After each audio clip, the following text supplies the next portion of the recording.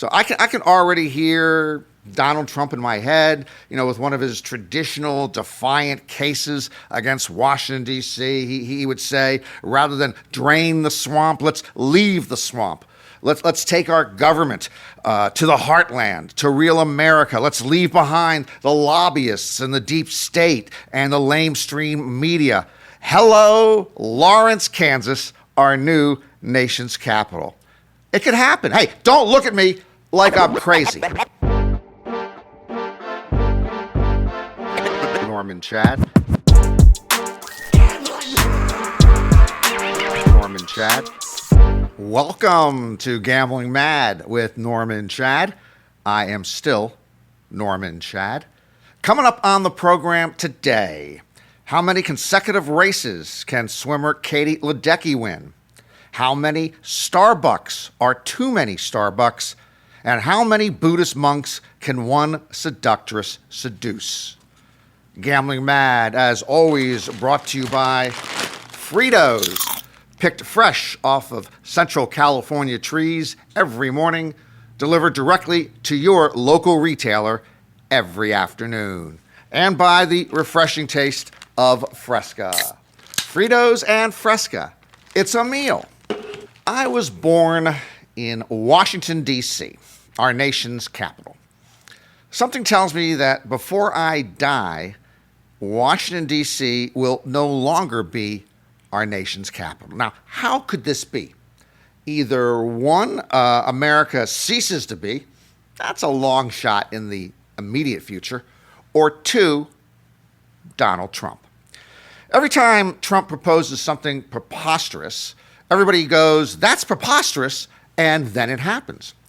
Now, obviously, I have no inside intel here, but I believe it's entirely possible that sometime in the next 3 years, our current twice impeached president from a previous presidency will propose moving the nation's capital out of Washington, D.C. It's not as crazy as it sounds. Trump keeps railing against the nation's big cities, his hometown, New York, Washington, D.C., Chicago, Los Angeles, San Francisco.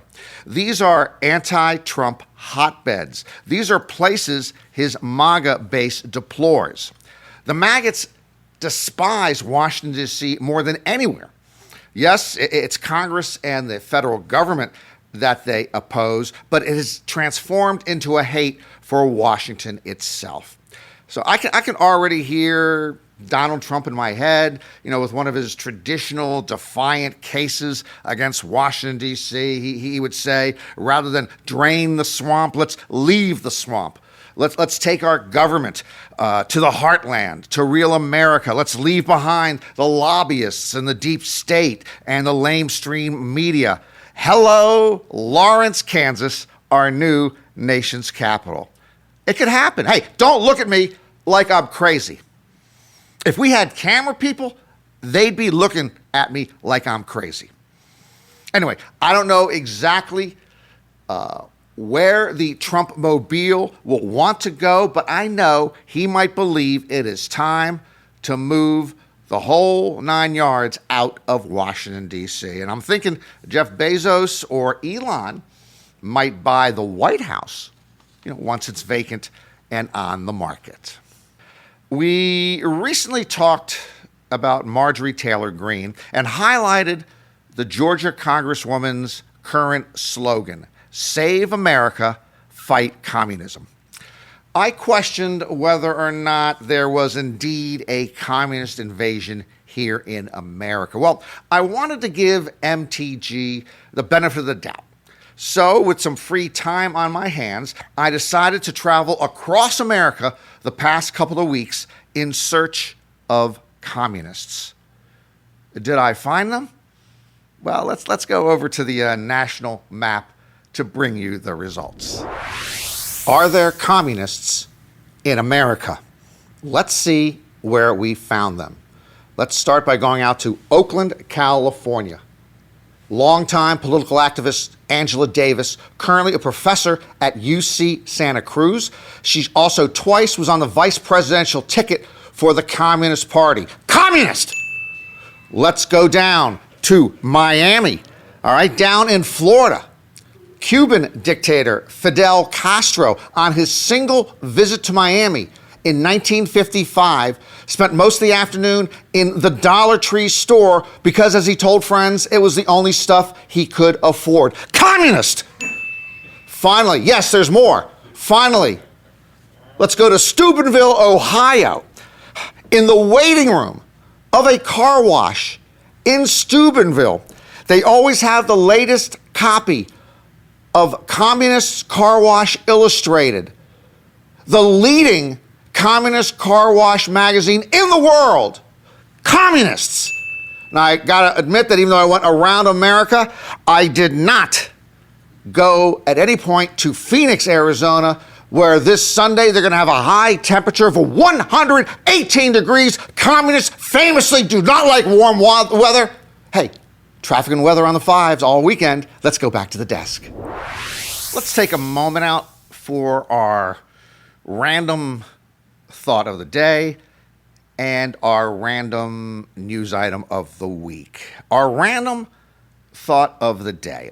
You know how they talk about California falling into the ocean? If far-right conspiracist Lisa Loomer were ever to marry far-right contortionist Stephen Miller, I believe the United States would fall off the planet. And now for our random news item of the week. In the final minute of the Golden State Valkyries Atlanta Dream WNBA game, play was interrupted by a lime green sex toy thrown onto the court. Yes, it was a dildo. The refs blew their whistles. The object was removed rather quickly, and the Valkyries won the game 77-75. Let's talk swimming. Yes, swimming. I hardly ever talk swimming because I do not swim and I cannot swim. Plus, I've never considered swimming a sport. Swimming is something you do when you're in the water to get out of the water. My other problem with swimming, it's pretty simple. You're always wet when you get out of the water, and if you don't have a towel handy, it's just hard to get dressed. But today, I'm going to put aside all my swimming biases to celebrate the magnificence of one Katie Ledecky. In the women's 1,500-meter freestyle, when she was 13 years old, she lost a race to a 17-year-old competitor. That was in 2010.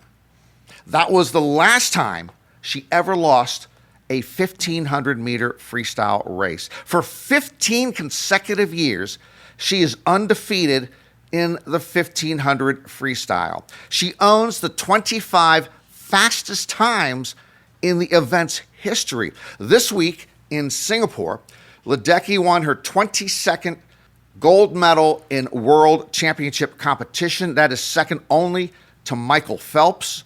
She has 9 Olympic gold medals. Okay, so Katie Ledecky, now 28 years old, undefeated since she was 13. How good is she still at this point?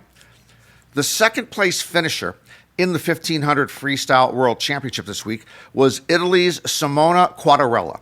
Quattarella swam 9 seconds faster than her previous best, and she broke the European record by 7 seconds. And she still lost to Ledecky by more than 5 seconds. Okay, I feel cleansed. I mean, enough for swimming today. I usually, as I said, don't usually talk a whole lot of swimming. Just one more thing. Last week, a man knocked on my door, and he asked for a small donation toward the local rec center swimming pool. So I gave him a glass of water.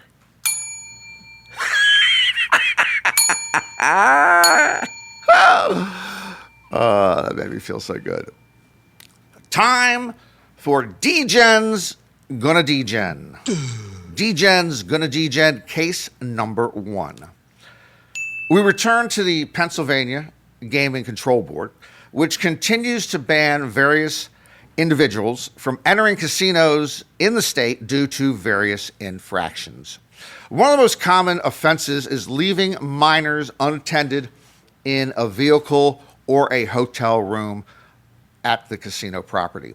For instance, they just barred a female customer for leaving an 8-year-old and a 9-year-old in a hotel room at Hollywood Casino at Penn National Racecourse while gambling for 7 hours and 41 minutes. You know, my mother used to yell at my father when he left me in the car for 5 minutes so he could go enjoy a cheap cigar in the great outdoors of some strip mall parking lot.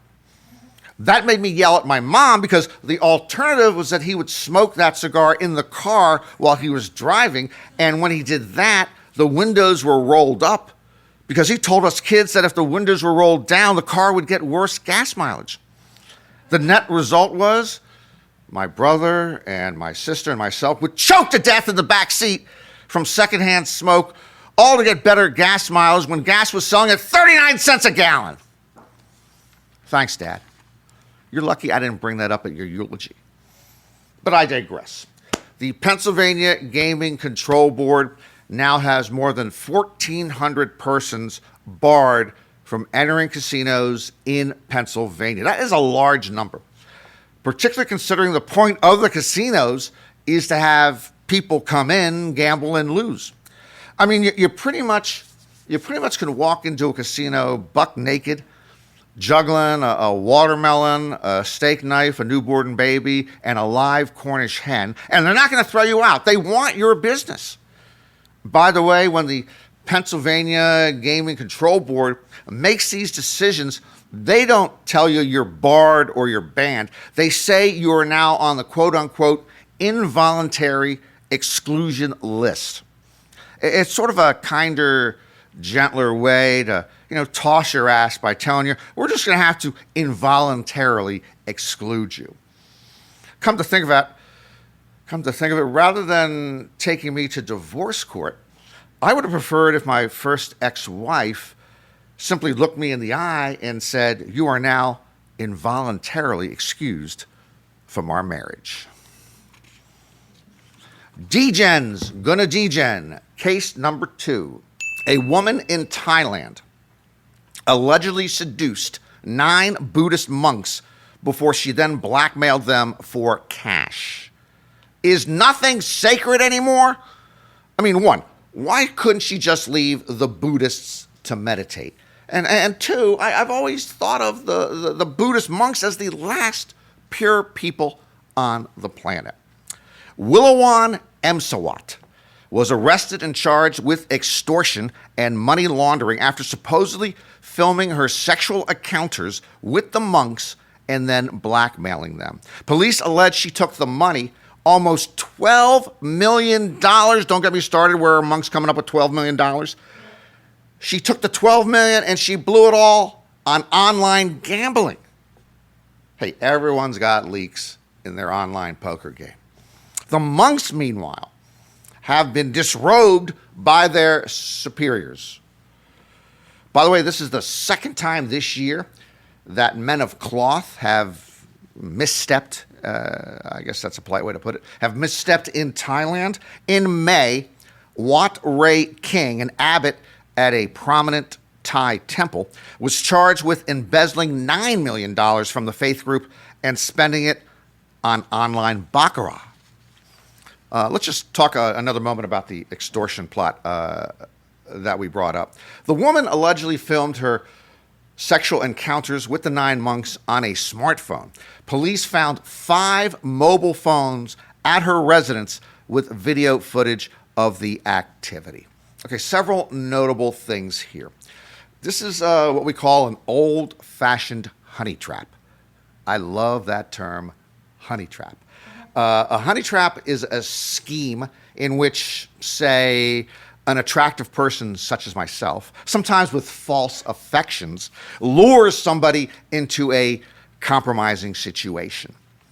The woman in this case is what they call an old-fashioned seductress. I love that word, seductress. It might sound a bit sexist, but I love that the word seductress pretty much defines itself. And finally, I just want to repeat the 35-year-old woman's name again, who was arrested. Okay? Willowan Emsawat. Color me cynical, but if you're looking for trouble, you're going to exchange some spit with a so-called Willowan Emsawat. I mean, just dinner at Olive Garden with a Willowan Emsawat, it's going to go north of $200. I'm just saying.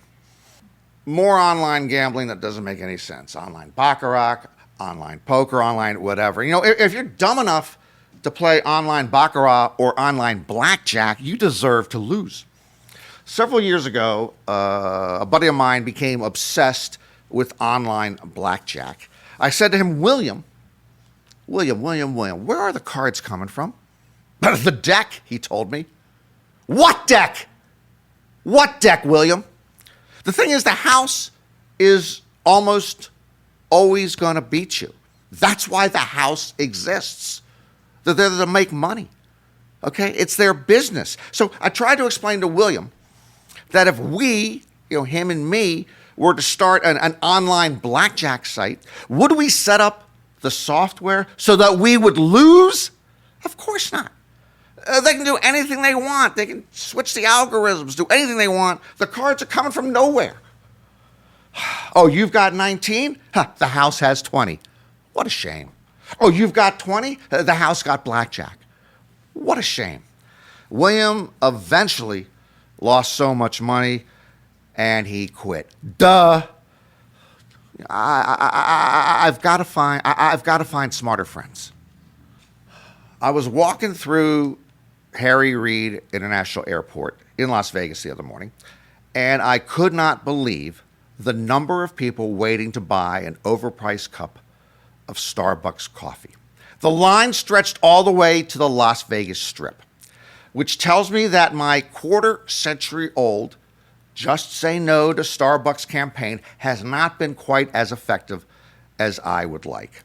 I started Just Say No to Starbucks in 1999. At that time, there were 2,000 Starbucks globally. Now, in 2025, there are 40,000 Starbucks in the world. Heck, in the Las Vegas airport alone, there are 12 Starbucks locations in the various terminals, which reminds me of Dennis Miller's old joke. There are so many Starbucks, he said, they're building a Starbucks inside of my Starbucks. What is wrong with you people? Starbucks costs too much. It ruined old school coffee culture, and it drove a lot of locally owned coffee shops out of business. So I still beg of you, please get your morning cup of joe at 7-Eleven or McDonald's or Dunkin' Donuts. Don't buy anything else at any of those places, but please consume their coffee instead of Starbucks coffee. It is cheaper. It is faster. There is no barista attitude. Who are these guys? These baristas act like they're Secretary of Commerce, Secretary of Defense. They're a barista. They don't even have baristas at 7-Eleven, McDonald's, or Dunkin' Donuts. I don't even think you're allowed to say the word barista inside of a 7-Eleven, McDonald's, or Dunkin' Donuts. So please say it with me. Just say no to Starbucks. I don't think anybody said that with me. More bad news from the world of commerce. Frito-Lay is closing its plant in Rancho Cucamonga, California. For 55 years, Fritos, after being picked fresh from Central California trees, have been processed in Rancho Cucamonga. The Rancho Cucamonga Manufacturing Center was the birthplace, the actual birthplace of the Flamin' Hot Cheeto. This is a part of a series of shutdowns. Frito-Lay plants in New York and Maryland were closed earlier this year. More than 400 Frito-Lay employees are losing their jobs with the Rancho Cucamonga closing. All of this resulting from a decline in snack sales. Come on, folks. Fritos and Fresca. It's a meal. Before we wrap up, I'm going to say this one time and one time only. Skunks stink. The other day, Blue and I were on our midnight walk. Suddenly, Blue nearly yanked my right arm out of its socket, pulling me toward a small creature curled up next to a street light pole. Before I knew it, we were essentially eye to eye with the skunk. I heard a hiss, and then we were sprayed. More specifically, Blue, because she's shorter than I am and she was eye to eye with the skunk, Blue took the brunt of the spraying attack. The skunk released a strong, unpleasant odor, not unlike an Adam Sandler golf movie. It was unmistakably foul and overwhelming. We were defenseless. When a skunk sprays that stuff out, what can you do in retaliation? Fart? That's like putting a Band-Aid on a broken leg. We ran all the way home, and when we got home, Blue started rolling on her back in the front yard grass, trying to get the stench of the spray, the actual spray, off of her. We had to bathe her immediately with a combination of hydrogen peroxide and dishwater liquid, and then we took her to get a full bath from a dog care facility the next morning. We have not walked that way at night since. It reminds me when I go back home to Washington, D.C., where I was born, I never drive past Congress anymore. That's going to do it for another edition of Gambling Mad with Norm and Chad. Hope to see you again next time, and remember, if you're going to roll the dice, make sure they're loaded. The one big, beautiful bill recently passed in Congress, including the one ugly gambling tax thrown in late. Starting in 2026, you no longer can deduct tax for 100% of your losses. It's capped at 90%. This is a huge game changer for anyone who gambles. Previously, for example, if you won $100,000 in poker but lost $100,000 in sports betting, you would owe no taxes. Logically, the losses fully offset the winnings. Under the new law, only $90,000 of losses can be deducted, leaving $10,000 as taxable income. This is equally unfair and insane for professional gamblers. It feels like the resort tax Las Vegas stuck onto hotel rooms several years back. What's really frustrating is that most of Congress was not even aware that this provision was added to the One Big Beautiful Bill Act late by the Senate Finance Committee. No one ever reads any bill in D.C. If Strom Thurmond were alive today, he could re-legalize slavery via a rider on a bill authorizing money for Port Authority renovations. Is this any way to govern? No. Am I going to start paying taxes on my losses? No. Will the Internal Revenue Service scare me silly? No. Come get me, you IRS nillies, because I'll be standing on my front porch holding the tax code and holding the Bill of Rights and holding an H&R Block chump hostage, and I will be gambling mad!